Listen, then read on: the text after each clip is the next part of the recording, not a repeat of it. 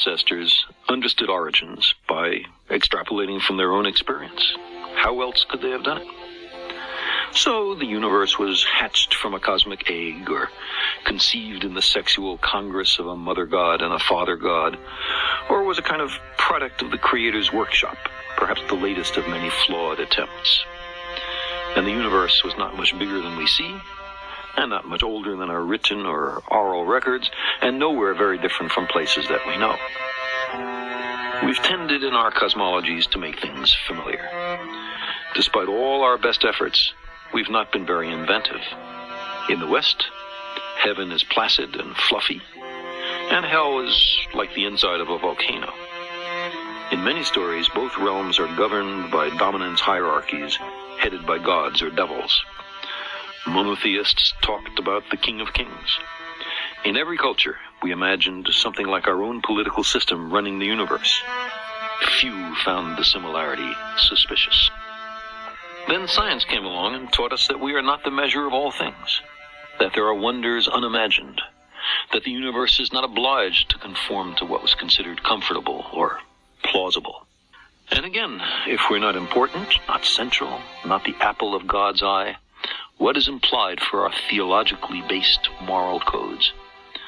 The discovery of our true bearings in the cosmos was resisted for so long and to such a degree that many traces of the debate remain, sometimes with the motives of the geocentrists laid bare.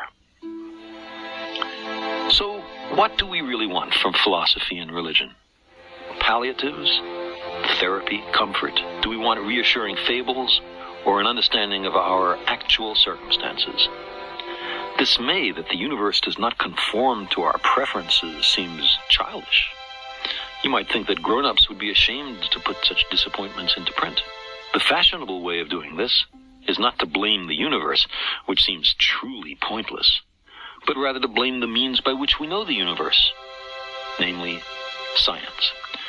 Science has taught us that because we have a talent for deceiving ourselves, subjectivity may not freely reign. Its conclusions derive from the interrogation of nature, and are not in all cases pre-designed to satisfy our wants.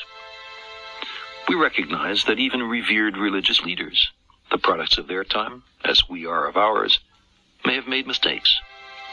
Religions contradict one another on small matters such as whether we should put on a hat or take one off on entering a house of worship, or whether we should eat beef and eschew pork or the other way around, all the way to the most central issues such as whether there are no gods, one god, or many gods. If you lived 2 or 3 millennia ago, there was no shame in holding that the universe was made for us. It was an appealing thesis consistent with everything we knew. It was what the most learned among us taught without qualification. But we've found out much since then. Defending such a position today amounts to willful disregard of the evidence and a flight from self-knowledge. We long to be here for a purpose, even though, despite much self-deception, none is evident. Our time is burdened under the cumulative weight of successive debunkings of our conceits. We're Johnny-come-latelys. We live in the cosmic boondocks. We emerged from microbes and muck. Apes are our cousins. Our thoughts and feelings are not fully under our own control. There may be much smarter and very different beings elsewhere. And on top of all this, we're making a mess of our planet and becoming a danger to ourselves. The trapdoor beneath our feet swings open. We find ourselves in bottomless free fall. We are lost in a great darkness, and there's no one to send out a search party. Given so harsh a reality, of course we're tempted to shut our eyes and pretend that we're safe and snug at home, that the fall is only a bad dream.